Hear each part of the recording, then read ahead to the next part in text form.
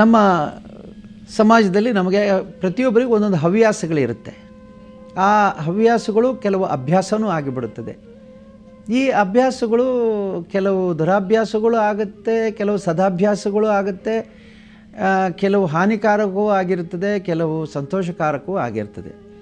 ಇದರಲ್ಲಿ ದುಶ್ಚಟಗಳ ಬಗ್ಗೆ ನಾವು ಮಾತಾಡೋದಾದರೆ ತಂಬಾಕುನ ಬಳಕೆ, ಸಿಗರೇಟು ಬೀಡಿಯ ಬಳಕೆ ಅಥವಾ ಅಮಲು ಪದಾರ್ಥಗಳನ್ನು ತೆಗೆದುಕೊಳ್ಳುವಂಥ ಕೆಲವು ಅಭ್ಯಾಸಗಳು ಕೂಡ ಕೆಲವು ಜನರಿಗೆ ಬೆಳೆದಿರುತ್ತೆ.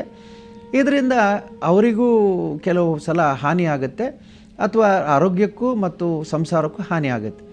ಅದನ್ನು ಹೇಳ್ತಾರೆ ತ್ಯಾಗ ಮಾಡು ಅಂತ. ಏನು ತ್ಯಾಗ ಮಾಡೋದು? ದುಶ್ಚಟಗಳನ್ನು ತ್ಯಾಗ ಮಾಡು ಅಂತ. ಆಗ ಅವ್ರಿಗೆ ಅನ್ನಿಸ್ತದೆ ಇಷ್ಟು ದೊಡ್ಡ ಶಬ್ದದ ಬಳಕೆ ಅಗತ್ಯವೇ, ದುಶ್ಚಟಗಳನ್ನು ತ್ಯಾಗ ಮಾಡಬೇಕೇ ಅಂತ.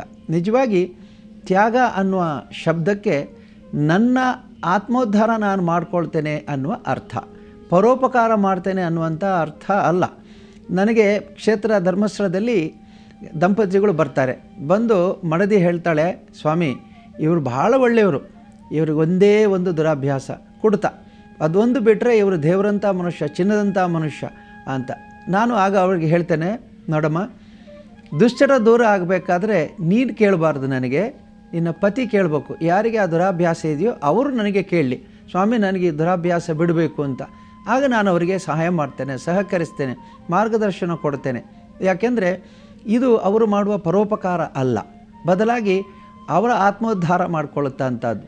ತ್ಯಾಗ ಮಾಡುವಂಥದ್ದು ಮಡದಿಗಾಗಿ ಅಥವಾ ಆ ಅಮಲು ಪದಾರ್ಥದ ವ್ಯಾಪಾರ ಮಾಡುವ ಬಾರಿಗೋ ಹೋಟ್ಲಿಗೋ ಅಂಗಡಿಗೋ ಅಲ್ಲ, ಬದಲಾಗಿ ತನ್ನನ್ನು ತಾನು ಉದ್ಧರಿಸಿಕೊಳ್ಳುವುದಕ್ಕಾಗಿ ತ್ಯಾಗವನ್ನು ಮಾಡಬೇಕು, ಆತ್ಮೋದ್ಧಾರವನ್ನು ಮಾಡಿಕೊಳ್ಬೇಕು.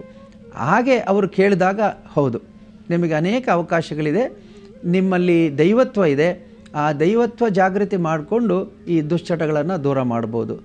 ನಮ್ಮಲ್ಲಿ ಮಧ್ಯವರ್ಜನ ಮಾಡತಕ್ಕಂಥ ಶಿಬಿರಗಳಿದ್ದಾವೆ, ಅಲ್ಲಿ ನೀವು ಸೇರಿಕೊಂಡು ಕೂಡ ಈ ದುರಭ್ಯಾಸವನ್ನು ದೂರ ಮಾಡಿಕೊಳ್ಬೋದು. ಆದರೆ ತ್ಯಾಗ ಅಲ್ಲ, ಆತ್ಮೋದ್ಧಾರ, ದುಶ್ಚಟಗಳ ನಿಗ್ರಹ. ನೀವು ಹಾಗೆ ನಿಮ್ಮಲ್ಲಿ ಏನಾದರೂ ದುಶ್ಚಟಗಳಿದ್ದರೆ ಅದನ್ನು ತ್ಯಾಗ ಮಾಡಿ. ಆದರೆ ಆ ತ್ಯಾಗ ನಿಮ್ಮ ಏಳಿತಿಗಾಗಿ, ನಿಮ್ಮ ಏಳಿಗೆಗಾಗಿ, ನಿಮ್ಮ ಸಂಸಾರದ ಸುಖ ಶಾಂತಿ ನೆಮ್ಮದಿಗಾಗಿ, ನಿಮ್ಮ ವ್ಯಕ್ತಿತ್ವದ ನಿರ್ಮಾಣಕ್ಕಾಗಿ ಇವತ್ತೇ ಒಂದು ತೀರ್ಮಾನ ಕೈಗೊಳ್ಳಿ.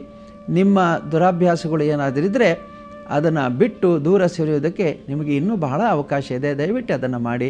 ನಿಮಗೆಲ್ಲ ಶ್ರೀ ಮಂಜುನಾಥ ಸ್ವಾಮಿಯ ಅನುಗ್ರಹ ಇರಲಿ.